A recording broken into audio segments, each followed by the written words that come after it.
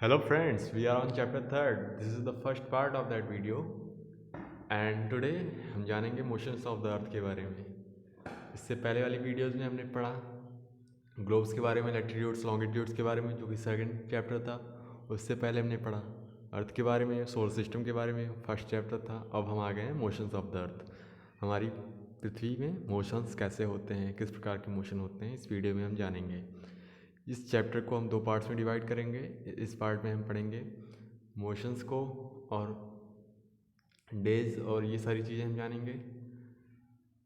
और next part में हम पढ़ेंगे इसी मोशंस की वजह से कैसे हमें सीजन्स मिलते हैं। सीजन्स जो हमारे होते हैं, विंटर समर, ये सारी चीज़ें, इन सब चीज़ों को हम समझेंगे और भी बहुत कुछ। तो चलिए स्टार्ट करते हैं चैप्टर 3 को। सबसे पहले हम देख सकते हैं एक लाइन, जैसा कि हमें पहले से पता है हमारी अर्थ के पास दो प्रकार के मोशंस होते हैं, नेमली रोटेशन एंड रेवोल्यूशन। अर्थ के पास दो प्रकार के मोशन हैं, अर्थ दो तरीक़ों से मूव करती है। पहला है रोटेशन, दूसरा है रेवोल्यूशन। रोटेशन क्या है? रोटेशन उस मोमेंट को कहते हैं जो अर्थ अपनी ही एक्सिस पे करती है, अपनी ही एक्सिस पे रिवॉल्व होती है, रोटेट करती है, सॉरी। उस चीज़ को रोटेशन बोलते हैं हम। कैसे? आप एक जगह खड़े होइए और 360 डिग्री घूम जाइए, उस मोशन को आप बोलेंगे रोटेशन। अपनी एक्सिस पे आप रोटेट कर दिए। ओके, समझ गए आप। दूसरी मूवमेंट है रेवोल्यूशन। रेवोल्यूशन क्या है? आप बीच में एक चेयर रखिए और उसके चारों तरफ घूम जाइए, वो हो गई रिवोल्यूशन।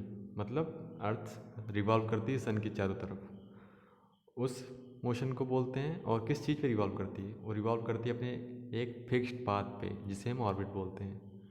उस मोमेंट को बोलेंगे रेवोल्यूशन। ये इतना आप समझ गए।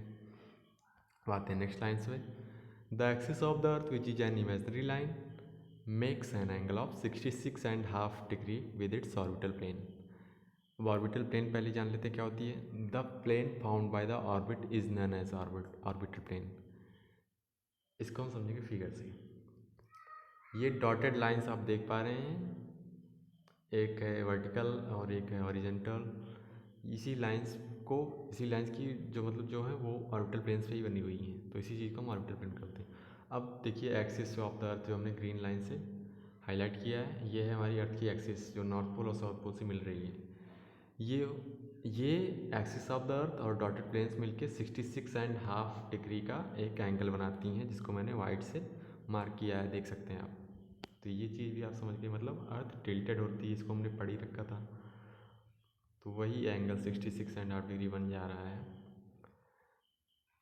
Due to. देखो अर्थ जो है खुद की लाइट नहीं होती अर्थ के पास, वो हम रिसीव करते हैं सन से, मतलब अर्थ रिसीव करती है सन से। इसको भी हमने फर्स्ट चैप्टर में पढ़ा है, कैसे करती है सब जानते हैं हम। Due to the spherical shape of the earth only half of it gets light from the sun at a time. क्योंकि अर्थ का शेप स्फेरिकल होता है, ठीक है, आप समझ रहे हैं। जियोइड होता है लेकिन स्फेरिकल बोल सकते हैं, स्फेरिकल होता है मोस्टली। उसको एक टर्म दिया गया जियोइड, तो आप बात करते हैं इस पर। Due to the spherical shape of the earth only half of it gets light from the sun. सिर्फ आधा पोर्शन जो अर्थ जो सन के सामने आता है, आधा ही आता है, आधा ही आ पाता है, उसी को एक टाइम पे लाइट मिल पाती है। The portion facing the sun experiences day while the other half away from the sun experiences night. अब आइए इस फिगर पे देखिए, ये सन है, बगल में अर्थ है। अर्थ जो है सन की तरफ फेस किए हुए है, लेकिन आप देख पा रहे हैं एक पार्ट जो है अर्थ का हाईलाइटेड है येलो से, और एक है डार्क। जो हाईलाइटेड है उस पोर्शन को मिल रही सनलाइट और वहाँ पे है डे। सिर्फ आधा पोर्शन मिल पाता है, अभी हमने जाना। आधे पोर्शन पे मतलब सनलाइट मिल पाती है, अभी हमने जाना। तो आधे पे मिल रही है, और जो पोर्शन सन की तरफ फेस कर पा रहा है, एक टाइम पे करता है, उसी उतने पोर्शन में लाइट मिलती है और उसको सनलाइट मिल जाती है। ये हो गई सनलाइट। और बैक जो पोर्शन है उसको उस पर हो जाती नाइट। आप समझ गए, सनलाइट और मतलब सनलाइट मिल रही तो डे हो गया, सनलाइट नहीं मिल रही तो वहाँ पे नाइट हो जाता है। इस तरीके से डे और नाइट होते हैं, रोटेशन की वजह से ही होते हैं। देखिए नीचे लिखा गया day and night on the earth due to rotation. क्योंकि अर्थ तो इसी पे रोटेट कर रही है ना, अभी रोटेट करके ये वाला पोर्शन पीछे चला जाएगा येलो वाला, तो यहाँ पे रात हो जाएगी, और पीछे वाला पोर्शन आगे आ गया तो यहाँ पे दिन हो गया। एक और चीज़ है, the circle that divides the day from night on the globe is called the circle of illumination. This circle does not coincide with the axis. ये सर्कल ऑफ इल्यूमिनेशन लिखा है, इसको आप लाइन के तरीके से दिख रहा है, लेकिन क्योंकि अर्थ स्फेरिकल है तो ये 3D होगा, पीछे भी होगा, तो ये एक सर्कल बन जाएगा। समझ गए आप? तो इस सर्कल को सर्कल ऑफ इल्यूमिनेशन बोलते हैं। किस सर्कल को? वो सर्कल जो डे को और नाइट के बीच में जो सर्कल बन जाती है, जो डिवाइड करता है दोनों को, उसको सर्कल ऑफ इल्यूमिनेशन बोलते हैं। और ये सर्कल्स कोइंसाइड मतलब टकरा नहीं रही है एक्सिस से। देखिए नॉर्थ पोल और साउथ पोल वाली लाइन, वो एक्सिस हमारी, उस पर कोइंसाइड करना मतलब ओवरलैप नहीं कर रही है, सिर्फ एक जगह एक पॉइंट पे कट कर रही है बस। तो ये इतना बताने की कोशिश कर रहा था। The earth takes about 24 hours to complete one rotation around its axis. अपने एक्सिस पे एक रोटेशन पूरी करने में अर्थ को लगते हैं 24 आवर्स, अबाउट 24 आवर्स लगते हैं, 23 आवर्स एंड 56 मिनट्स, यस, इसके अराउंड आसपास में लगते हैं। तो उसको हम बोल देते हैं मोटा मोटा 24 घंटे लगते हैं। The period of rotation is known as the earth day. इस पीरियड को, जो रोटेशन की पीरियड को बोलते हैं अर्थ डे, ठीक है। This is the daily motion of the अर्थ। ये अर्थ का रोज का होता है, हाँ अर्थ रोज 24 घंटे घूमता ही रहता है, तो इसको समझ गए आप। अब एक इंटरेस्टिंग सा question, what would happen if the earth did not rotate. अगर अर्थ रोटेट नहीं कर रहा तो होगा क्या? बहुत कुछ होगा, इसमें थोड़ी सी चीज़ें लिखी हुई, इसको हम पढ़ देते हैं, समझा देते हैं। The portion of the earth facing the sun would always experience the day, thus bringing continuous warmth to the region. The other half would remain in darkness and be freezing cold all the time. Life would not have been possible in such extreme conditions. तो जो portion सन की तरफ है उस time पे हमेशा ही उसी time पे रहेगा, मतलब सन के सामने ही रह जाएगा अगर अर्थ रोटेट नहीं कर रही है। तो इस पोर्शन में हमेशा दिन ही रहेगा और पीछे वाले में हमेशा रात रहेगा। दिन की वजह से बहुत ज़्यादा गर्मी होगी उस पोर्शन में, और पीछे वाले में सिर्फ ठंडी होगी, बहुत ज़्यादा ठंडी होगी और अंधेरा होगा, फ्रीजिंग कोल्ड। और ऐसी एक्सट्रीम कंडीशंस में लाइफ पॉसिबल बिल्कुल भी नहीं होगी। कुछ दिन जिंदा रह सकते हैं, धीरे धीरे ख़त्म होने चालू हो जाएंगे सब। इससे ज़्यादा बहुत कुछ हो जाएगा, लेकिन उसको हम अभी इसमें जानेंगे नहीं, क्योंकि ये NCERT पढ़ रहे हैं और NCERT में इतना ही लिखा है। The second motion of the earth around the sun in its orbit is called revolution. Second motion को हमने पढ़ा, उसको हम रिवोल्यूशन बोलते हैं, जो कि सन के अराउंड रिवॉल्व करता है अपनी ऑर्बिट पे अर्थ, उस मोशन को रिवोल्यूशन बोलते हैं। और ये होता है, takes 365 days and 1/4 days. 1/4 days का मतलब होता है 6 आवर्स, 365 दिन और 6 घंटे लगते हैं इसको एक रिवोल्यूशन पूरा करने में, सन के चारों तरफ। देखो इसी को एक साल बोल देते हैं हम, 365 दिन लगते हैं और 365 दिन में एक साल होते हैं। 24 घंटे लगते हैं अर्थ को रोटेट करने में, 24 घंटे को दिन और रात बोल देते हैं। तो इसको भी हम जानेंगे, पहले इसको देख लेते हैं। तो हम 365 दिन ही बोलते हैं मोस्टली, 6 घंटे को इग्नोर कर देते हैं अपनी कन्वीनियंस के लिए, ठीक है, समझ गए आप। इसको 365 दिन और 6 घंटे लगते हैं पूरा करने में एक रिवोल्यूशन। इस फिगर को हम जानेंगे, इस फिगर में थोड़ी सी, इस वीडियो के बारे में थोड़ी सी चीज़ें हैं, नेक्स्ट पार्ट में इस फिगर की हमें बहुत ज़्यादा ज़रूरत पड़ेगी, तो उसमें बहुत अच्छे से देखेंगे अभी।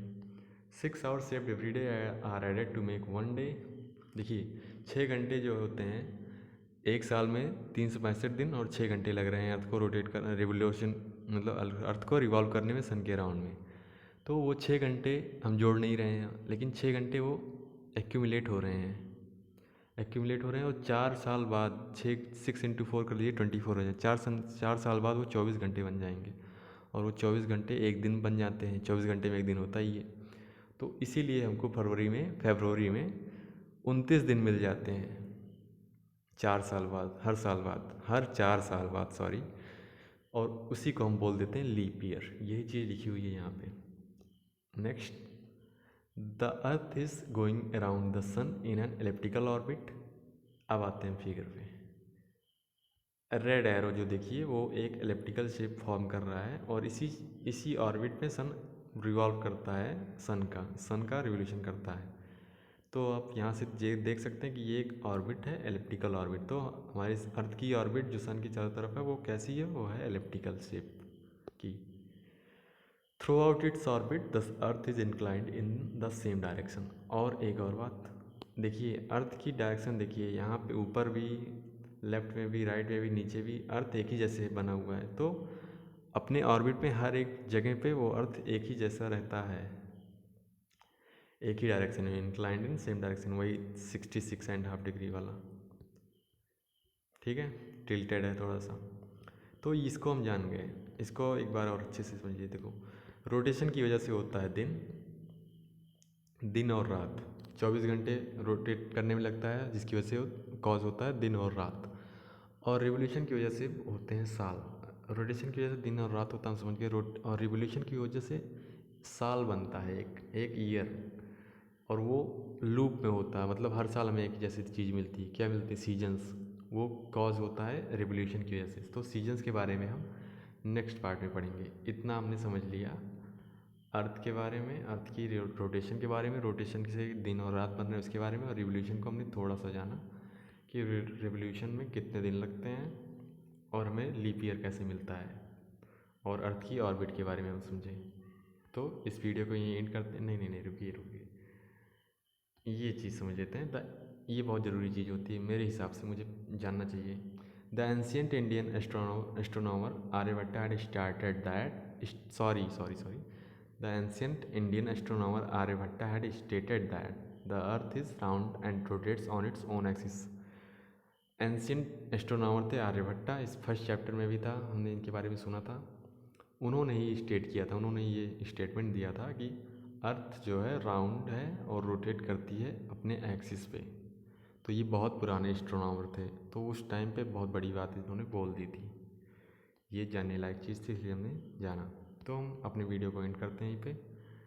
Take care, goodbye and Jai Hind.